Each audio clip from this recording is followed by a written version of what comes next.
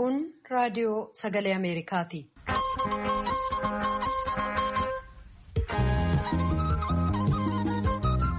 Raadiyoon Sagalee Ameerikaa wixataa qabee hanga jimaataatti galgala keessaa sa'a 2:00 jalqabee hanga sa'a 3:00 meetir baandii 22, 25 fi 31 irratti Waashingtan DC irraa kan dabarsu sagantaa afaan Oromoo amma jalqaba.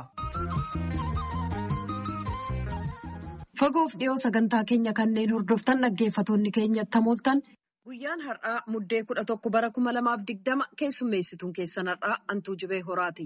Filannoon Somaaliyaa sababaa danqaa siyaasaaf boodatti harkifatee jira. Oduu keessatti gabaasa qabna. Ajajaan waraana waliigalaa Itoophiyaa Jeneraal Biraanuu Juulaa injifannoo hatattamaa argachuun kan nu ga'e iccitiinsaas haqa qabeessa waan ta'eefi jedhan. Baqattoonni kanneen naannoo Tigraay keessaa dheessan haalli maatiiwwan keenya qe'eetti hafanii nu yaaddessaa jira jedhu lamaanuu gabaasaalee oduu boodaati. Yuunivarsiitiin Saayinsii fi Teekinooloojii Adaamaa waltajjii agarsiisa carraa hojii dhaabbileen irratti affeeraman barattoota isaatiif qopheessee jira. Gara boodaa qophii addaa qabna. Humnoonni naannoo Tigraay mootummaan federaalaa xayyaara nammaleeyyii kan waraana Eertiraa keessa ture gargaaramuuf tokkummaa Emireetota Arabaa waliin wal ta'e jechuun himatan. Qophii keenya kan dhageenyeef dubbisne irraa keessatti itti deebina. Hanga xumura sagantaa keenyaatti akka nu waliin turtan isin affeeraa. Piroodyusariin Tamsaasa Har'aa Nuqsuu Taammiree, Tamsaasa Intarneetiif miidiyaa hawaasummaa akka qindeessitu immoo Tigisti Gammeetii. Oduu addunyaaf gara sooraattan isin dabarsa.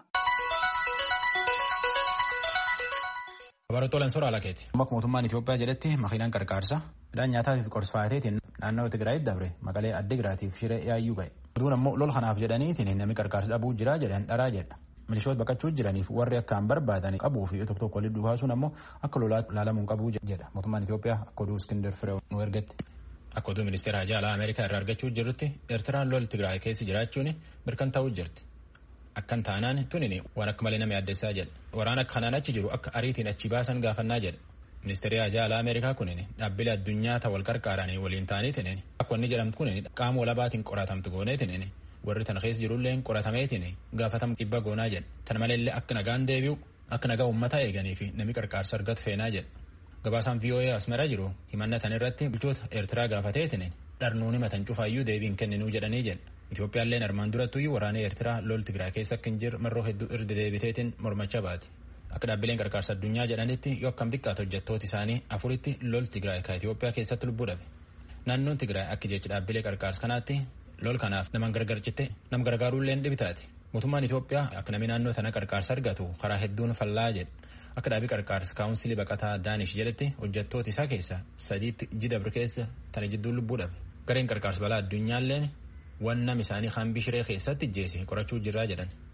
Oduu himaan qarqaarsa tokkummaa mootummoota Saviyaanoo Abroo hojjetaa dhibba hedduutu naannoo suni qabna. Warri wal lolu namni qarqaarsa argatuu fi nagaa namatti sanillee gaafannaa. Kan immoo wanni waraana Itoophiyaa ariitiin waraana TPLF moo'ee fi akka itti gaafatamaan guddaan waraana Itoophiyaa Jeneraal Biraanuu Juulaa jedhetti dhuga qabaaf akkana. Akka jechisaatti waraanni juuntaa ganna lamaaf loluuf ba'e. Haa ta'u immoo 7 mo'ame. Waraanni Itoophiyaa akka jecha Jeneraal Biraanuutti ammaan tana miilota TPLF adamsuutti jira. Oduun duubatti iddachaan. Waraanni Itoophiyaa 5,000 ta'u ka waraana TPLF hin qabamaniitiin ba'uu dhowwaman kaanii dhiyootan keessa Jabaarq Gondar gaane. Waraanni kunini ka duraan nagaa Tigraay eeguu fi hajaja waraana kaabaa jal jiru. Waan isaan irra ga'eef rakkoo gargaraa himate akka oduu Asteer Misgaanaa irraa argannetti.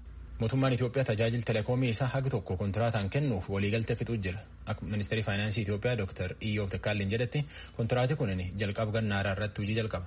VOA afaan Oromoo caqasuu jirtan. Soomaleen deemsi filannoo pirezidaantummaa isii irratti rakkachuu jirti. Dorgomtoota paartii mormituutti pirezidaantiin biyyi isaanii Mohammed Abdullaa Farmaajoo akka kanaan waan hedduun himachuu jiran. Mohammed Khahiyyeet Maqadishoo ergeetu jubennutti. Filannoo kallattiin hin ta'in kan Soomaaliyaaf kaadhimamtoota 15tu hirmaatan.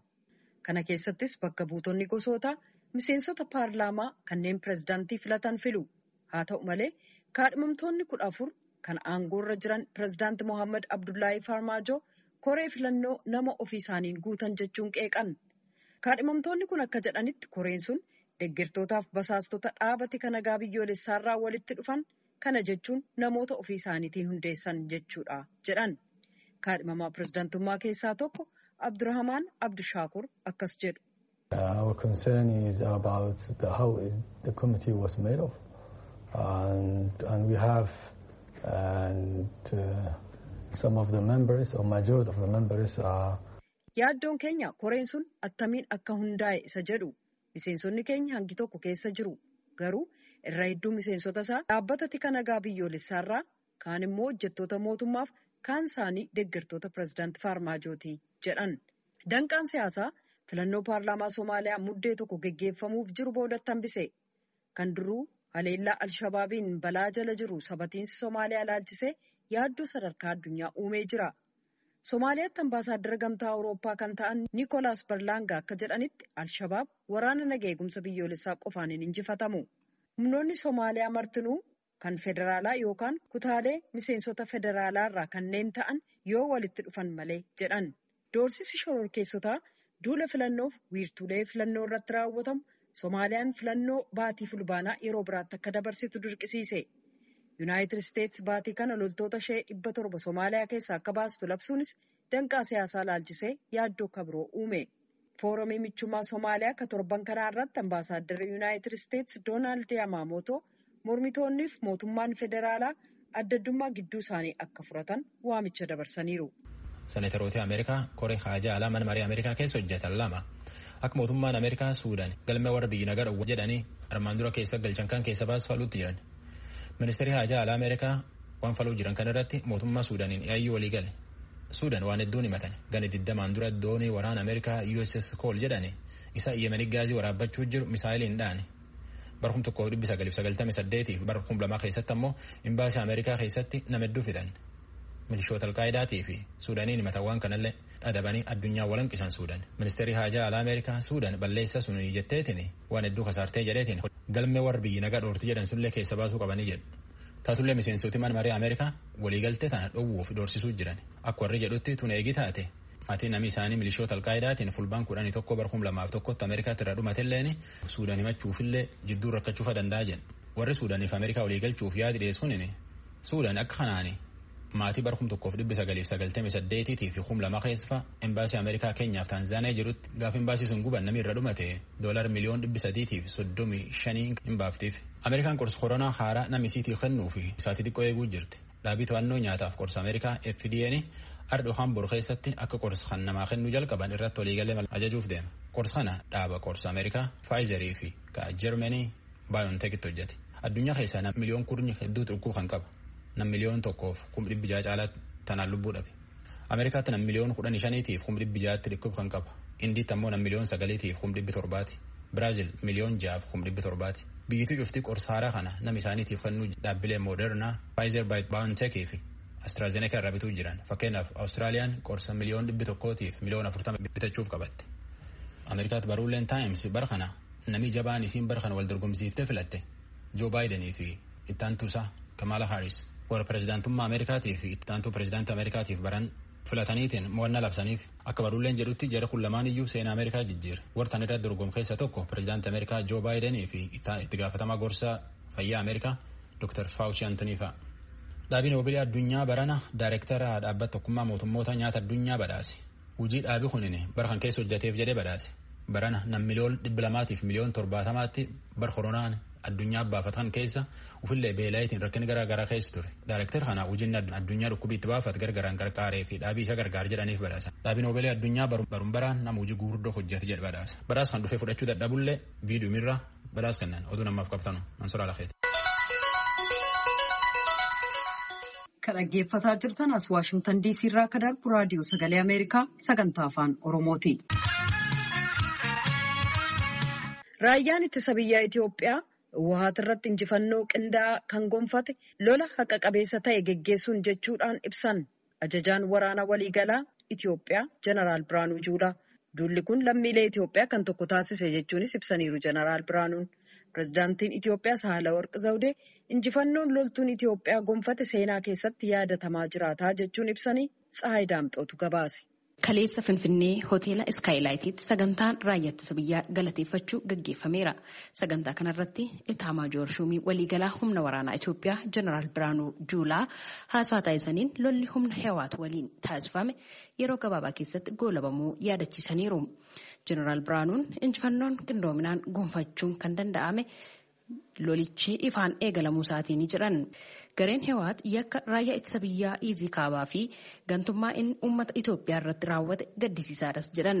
Sadarkaa kanaan gantummaa kana ni raawwata jennee eegnees yaadnees hin beeknu kan jedhan Jeneraal Biraanuun tarii lola xixiqqoo gaggeessuu danda'a. Naannolee waliin walitti bu'iinsa uumuudhaaf socho'uu maluu yaada jedhu qabna turre. Sadarkaa kanaan garuu gantummaa ni raawwata jennee yaadne hin beeknu jechuun ibsan. Yeroo ammaas lola gareen kun eegale raayyaan ittisa biyyaa injifannoodhaan irra ooleeraa jiran Jeneraal Biraanuun gareen Hiwaat dursa gara waraanaatti seenuu isaatiin badii isaa ofitti saffisiiseeraa kan jiran Jeneraal Biraanuun raayyaan ittisa biyyaa ammoo haqa irratti hundaa'ee waan lola gaggeessee injifannoo gonfateeraa jiran. Amma dubbiin goolabameera. Amma kanaafuu garee Hiwaat konkolaataa gatee gammoojjii keessa sussuka bade adamsanii qabuu qofaadha jedhan Jeneraal Biraanuun. ትልቁ ጦርነት የተጠናቀቀው መቀሌ ስንቆጣጠር ነው። ከዛ በኋላ ወደ ምዕራብ ትግራይ ወደ አብያዲ የሚባል አቅጣጫ ሸሽቷል። እነ ጌታቸው ረዳ ሲፎክሩ፣ እነ ደብረ ጽዮን ሲፎክሩ፣ እነ ስዩም መስፍን ሲፎክሩ ጦርነቱ ከመጀመሩ በፊት waraanni guddaan kan xumurame yeroo Maqaleen to'atameedha. Isaan booda gara lixa Tigraay Abiyyaaddii gara jedhamutti baqatanii jiru. Osoo lolli eegaliin dura qondaaltotni Abut kan akka Geetaachoo Raddaa, Dr. Dabratsiyooniif Siyuum Masfin yeroo isaan aadatan baay'ee dinqamaa turre. Amma garuu wanta isaan waggaa lamaaf itti qophaa'aa turan torban lamatti barbadeessinee jirra. Kan aadachaa turan hundi amma konkolaataa irraa bu'anii badanii jiru. Kanaaf qaamolee konkolaataa irraa bu'anii badan kan lafoo baqatan barbaadaa jirra. Namni waggaa 27 biyya guddoo Itoophiyaa jedhamtu bulche pireezidaantii naannoo ta'e hunda dura paartii ta'e amma garuu baadiyyaa keessa lukaan baqachuun salphina. Kuni sanyii keessan irra hin gahin. እንደዚህ አይነት ነገር በዘራችሁ አይደርስ። Qaamolee kana gara seeraatti dhiyeessuudhaaf yeroo xiqqootu hafa. Uummata Tigraay deebisanii dhaabuu fi dandamachiisuun ammoo itti fufaa jiran. ስናሸንፋቸው ደግሞ ሁሉንም ታንኮቻችን አስመልሰናል፣ መድፎቻችን አስመልሰናል፣ መኪናዎቻችን ብረት ለበሶቻችን አስመልሰናል። ከዛ ከመኪና አውርደን እግረኛ አርገነዋል። Yeroo injifannoo gonfanneetti taankota waraanaa hunda kan isaan fudhatanii turan deeffannee jirra. Konkolaataa sibiila uffatan deebisiisnee jirra. Isaaniin ammoo konkolaataa kanneen irraa buusnee lafa oofnee ni jirra. Ammoo hojiin nu hafe uummata tasgabbeessuudha. Sababni isaas uummata achi jirutti baay'eetti taphatanii jiru. Akka meeshaa dhuunfaa isaaniitti ilaaluun yeroo barbaadan waraanatti bobbaasu, yeroo barbaadan deeggarsa isaaniif godhamu irraa fudhatu. Uummata achi jiru baay'ee nama gaddisiisa. Nuti kana ilaallee garee kana irraa bilisa baasnee jirra. Kanaaf uummatni Tigraay gammaduu qaba. Obboleewwan isaanii uummattootni Itoophiyaas gammaduu qabu. Itti aantuun kantiibaa magaalaa Finfinnee Aadde Adaanech Abeebee gama isaaniin raayyaan ittisa biyyaa birmadummaa Itoophiyaa eegsisuuf gootummaa isaan agarsiisan wareegama lubbuu isaan kaffalan bara baraan yaadatama ni galateeffannaa jechuun keessumaa injifannoo loltoonni dubartootaa galmeessan ammoo daran boonsaadhaa jiran. Sirnicha irratti argamuudhaan haasaa kan taasisan pireezidaantiin Itoophiyaa Saahilewarq Zawudee injifannoon raayyaa ittisa biyyaatiin galmeeffame seenaa keessatti bara baraan yaadatamaa jiran. Sagantaa galateeffannaa raayyaa ittisa biyyaa magaalaa Finfinneetti gaggeeffame irratti deeggarsi maallaqaaf gosaan taasifameera. Raayyaa ittisa biyyaatiifis kennameera. Qaamolee deeggarsa kana taasisaniif ammoo beekamtiin kennameera. Gabaasa raadiyoo sagalee Ameerikaatiif Tsahaay Daamxoo Finfinneerra. Baqattoonni lola Itoophiyaa keessaa baqachuun mooraa ganda fagoo Sudaan keessa qubatan maatiiwwan isaanii dhiisanii ba'an carraan isaanii maal akka ta'e akka hin beekin dubbatanii jiran. Mooraa Umraa Qubaa kan Sudaan gama bahaarraa Heezar Maadrook gabaasteetti Tigist Gammeetu dhiyeessa. Haadholiin mooraa baqattootaa Umraa Qubaa dahoo godhatan akka jedhanitti jeequmsa bakkarraa dhufanii ture ijoolleen isaanii akkan argine ija isaanii qabanii dhoksaati turan. Akkasis ta'ee garuu daa'imni waggaa 4 odoo nafin ammallee namoota san eenyutu ajjeesee jedhanii gaafachaati jiran. Reeffa namoota karaa irratti gaggatamee argaa bira darban yaadatanii qofa. Mooraa baqattootaa Umraa Qubaa keessa qofa baqattoota Itoophiyaa waraana naannoo Tigraay keessaa dheeffanii bahan gara 16,000tu jira. Guyyaa guyyaadhanis dhibbaan lakkaawwaman mooraa kana seenatii jiran. Waan dhagahuuf ulfaatu walfakkaata keessa darbuu himatan.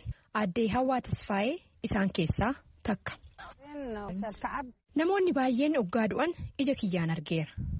Nu'is haalli jiru waan hammaachaa deemeef as dheeffine ajjeecha sukkanneessaa akkanaa arginee hin beeknuu jedhan aadde Hawwaan. Naadir Ibrahim Ahmed mooraa baqattootaa Umra Kuubaa keessatti hojjetaa dhaabbata qarqaarsaati.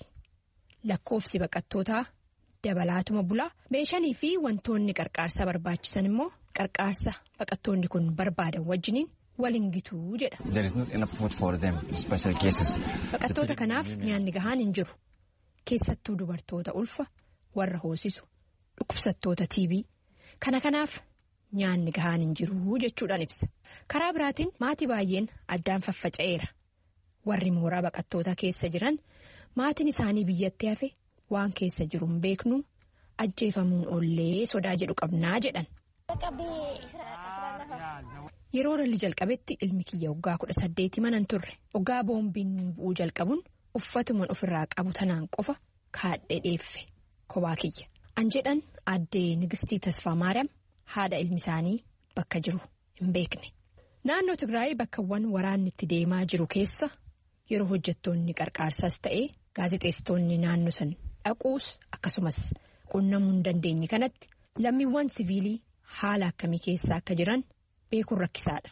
Gabaasaaleen baay'een akka agarsiisanitti garuu naannoowwan muddamsi keessa jiru an haalli keessatti hammaachaa jiran kana keessa namoota jiraniif qarqaarsaa tattamaatu barbaachisa.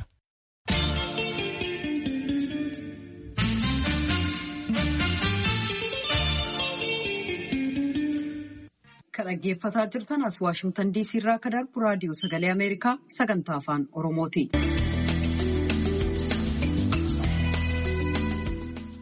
Dhaabbileen barnoota olaanoo barattoota isaanii leenjii bu'a qabeessa irratti xiyyeeffachuun hidhata industirii waliin qaban akka cimu hojjechuu qabu jedhan ministeerri deettaan ministeera saayinsii fi dhaabbilee barnoota olaanoo Dr. Saamu'eel Kifilee.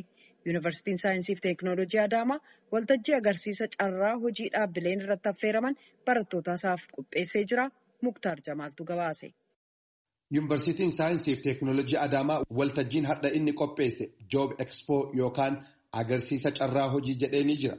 Agarsiisa carraa hojii kanaan barattoonni yuunivarsiitichaa bara kana eebbifamanii fi kaampaaniileen ogeessota qaxarachuu barbaadan walitti dhufanii kan fedhii walii ittiin walitti haasa'an jedhameetiin jira. Yuunivarsiitichi hojii kana durallee dursee kan eegale ta'uu kan dubbatan pirezidantii yuunivarsiitii saayinsii fi teeknooloojii Adaamaa Dr. Lammii Guutaa raawwiin keenya kaayyoo kanaa wantoota waggoota kanaan duraarraa fooyya'aa jiras jedhan. Yuunivarsiitii dhaabanii hojii deemanii uummata keessa seenan maaltu isaan eeguu danda'a? Jijjiirree kalkulamii addaatiin more of industry based experience akka argatan erga gochuu jalqabne barsiisota keenya externship industiriitti erginee waggoottan 7 darban keessatti jijjiiramni qaxarri keessa jiru almost double ta'e.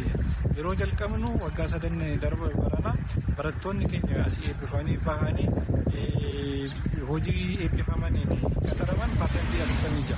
Yeroo ammaa kana garuu parsantii 80 geenyeerra. Bara 2011 keessatti eebbifamanii waggaa tokko keessatti hojii qabatan treasury study gaggeessine parsantii 80 hojii qabataniiru. Gara fuulduraatti taargeettiin keenya 85 bara dhufu keessatti isa bira hin geenye jennee yaadna. Barattoonni yuunivarsiitii saayinsii fi teeknooloojii Adaamaa bara kana eebbifaman hojiilee garaagaraa qabachuudhaanis agarsiisa kanarratti dhiheessaniitiin jiru. Akkaataa ogummaa isaaniititti waan barataa turanii fi shaakalaa turaniin pirojektoota kan qopheessan yoo ta'u inni kun dandeettii isaaniitiin kaampaaniilee hawwachuudhaafillee akka isaan dandeessisu himaniitiin jiru. Maqaan kiyya Jeettiyaasan jedhama. Barattuu Applied Chemistry waggaa arfaffaati. Gaafan kana baradhus kaayyoodhuma mataa kiyyaan qaba. Ammaas immoo kaampaniiwwan garaagaraa irratti appilaayi gochuun danda'a. Keemikaal industirii inni kamiyyuu applied chemistry barataa applied chemistry ni barbaada waan ta'eef kana hundarratti carraan hojii banaadha jedhee yaada. Isa wajjin communicate gochuudhaan carraa kanatti fayyadamee isaanitti dabalamuu barbaada. Maqaan koo Biiniyaam Tashoomiin jedhama. Muummee mechanical engineering yookiin immoo extreme manufacturing design and engineeringidha. Experience isaanii sheerii nuuf godhanii kaampaanonni hundumtiyyuu baay'ee barbaachisaadha. Sababiin isaas maal akka hojjechiisan waan hundumaa gahee isaanii nutti himaniiru. Kanaaf gahee keenyadha jechuudha. guutummaa guutuutti iddoo fedhe hojjechuuf ga'umsa gahaan qabadee yaadan ofii kootinuuf akka barataa tokko. Waltajjiin akka kanaa barattootaaf carraa uumu babal'ateetiniin gama biraattillee baramuu qaba kan jedhan Ministeerri Deetaan Ministeera Saayinsii fi Dhaabbilee Barnoota Ol'aanoo Dr. Saamu'eel Kifilee waltajjiin akka kanaa abbootii dhimmaa bakka garaagaraatii wal barbaadan bakka tokkotti walitti fiduudhaaf gahee guddaa qaba jedhanii jiru. Bara 2003 kana keessatti wanni jalqabame kun fiixaan bakka sadarkaa guddaa gaheera jechuun miti. Amma kun aadeffamaa jira, aadaa ta'aa jira. Walitti dhufeenyi industirii fi yuunivarsiitii akka aadaatti qabatamee jira, irratti hojjetamaa jira. Cimachuu qaba, kanaa ol guddachuu qaba. Walitti dhufeenyi isaa kanaa ol deemee yuunivarsiitiin barsiisaan yuunivarsiitii gara industirii deemee hojjechuu da'uu kan qaba. Kan qofa miti inni industirii keessa jiru immoo dhufee leenjisuu barsiisuu asitti hojjechuu jalqabuu qaba. Yoo kun ta'e guddachaa deemte waan isaa immoo dachaa industiriis hin fayyada yuunivarsiitiis hin fayyada akka aadaatti jalqabamuun isaa guddaadha kana cimsanii guddisanii deemuu barbaada. Waltajjii agarsiisa carraa hojii yuunivarsiitiin saayinsii fi teeknooloojii Adaamaa qopheesse kanarratti namoonni haasaalee barattoota onnachiisan taasisanii fi muuxannoolee jiruuf jireenya bu'aa bahii fi milkii keessatti waan dhalli namaa arguun walqabateetiniin barattootaaf muuxannoo dabarsanii jiru. Gabaasa sagalee Ameerikaatiif Muktaar Jamaal Adaamaarraa.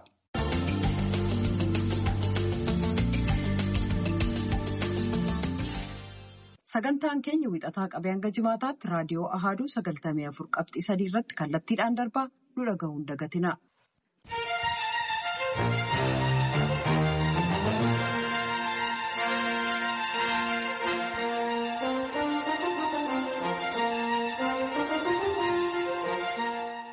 Dhageenyeef dubbisneerra.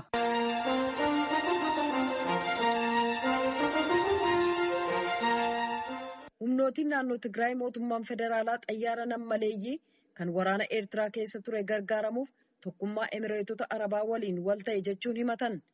Xiinxalaan dhimmootii naga eegumsaa tokko raadiyoo sagalee Ameerikaaf akka ibsanitti xayyaaronni sun magaalaa Andaara galaana Eertiraa keessa jiru garuu waraansa Tigraay keessatti fayyadamuu isaanii ragaan mul'isu hin jiru jedhan gabaasaa Saalem Salamoon jaallannee dhiyeessa. Dhaabbata Paaks jedhamu kan walitti bu'iinsa addunyaa fi teeknooloojii waraanaa hojiirra oolan qoratuuf hoogganaa akka ta'an Win Ziweejinberg fakkiiwwan saatalaayitii kan kaampaanii Yuunaayitid Isteetsi Pilaanet Laab jedhamu walitti qabe qorataa turan.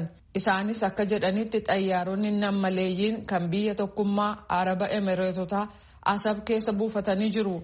Chaayinaa keessatti kan hojjetame xayyaarri nammaleeyyii yookaan diroon jedhaman kun boombii darbachuu fi misaayilaan haleeluu danda'u. Xayyaaronni nammaleeyyii kun Eertiraa keessa qubatanii akka jiran VOA'tti kan himan Wim. Ta'us garuu gaaffiin ittaanu xayyaaronni nammaleeyyii kun Itoophiyaa keessatti itti gargaaramaniiru ka jedhu jedhan kana laalchisee warri Emireetotaa Itoophiyaarra balaliisuu isaanii waan agarsiisu argachuu hin dandeenye jedhaniiru. Gabaasaaleen haaraan torban kana ba'aa jiran waraanni Eertiraa walitti bu'iinsa Itoophiyaa keessaa seenanii jiru ka jedhu dippiloomaatota maqaan dhaamne 5 madda godhachuun Reuters torban kan akka gabaasetti loltoonni Eertiraa qooda akka keessaa qaban waan saatalaayitii waraabamee fi haasawaa godhame gidduu seenuun dhaggeeffatame akkasumas gabaasaalee maddeen Tigraay irraa dhaga'ame ragaan jira jedhe. Gabaasni kun dhaga'amuun aangawoonni Tigraay xayyaarri nammaleeyyiin kan biyya Emireetotaa waraanni Itoophiyaa gargaarameera jedhanii irra deddeebi'uun ega dubbatanii booda namoota siyaasaa kan Tigraay keessaa tokko ka ta'an Geetaachoo Raddaa baatii darbe tiwutarii irratti akka barreessanitti muummichi ministeeraa Abiyyi Ahmed xayyaarota nammaleeyyii ka biyya Emireetota Arabaa kanneen Asab keessa buufatan irraa deeggarsa argataniin uummata Tigraay irratti duula hamaa gaggeessan jedhanii turan.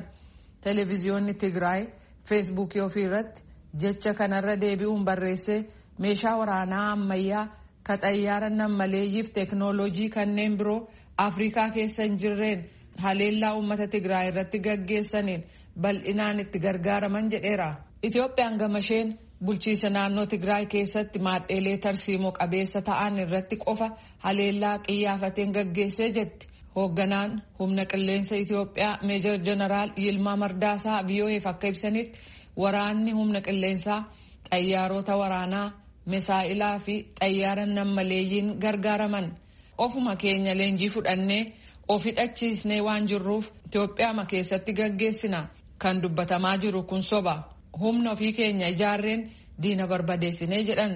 Qorataan walitti bu'iinsa addunyaaf teeknooloojii waraanaa wiim akka jedhanitti Itoophiyaan Afrikaa keessatti waraana humna qilleensaa qabaachuun sadarkaa arfaffaarra kan jirtu yoo ta'u kanneen jeettii waraanaa MiG-23 jedhamanii fi Sukhoi 27 jedhaman balaliisuu danda'u jedhaniiru. Viidiyoon bilbila harkaarraa feesbuukiirra kaa'ame xayyaaronni waraanaa magaalaa Maqaleerra balali'aa akka jiran agarsiisuuf kan kaa'ame fakkaata. Waraanni humna qilleensa Itoophiyaa xayyaarota nammaleeyyii gargaaramuusaa waan agarsiisu argachuun hin dandeenye. Garuu xayyaaronni waraanaa balaliisaa qaban haleellaa qiyyaafatame gaggeessu.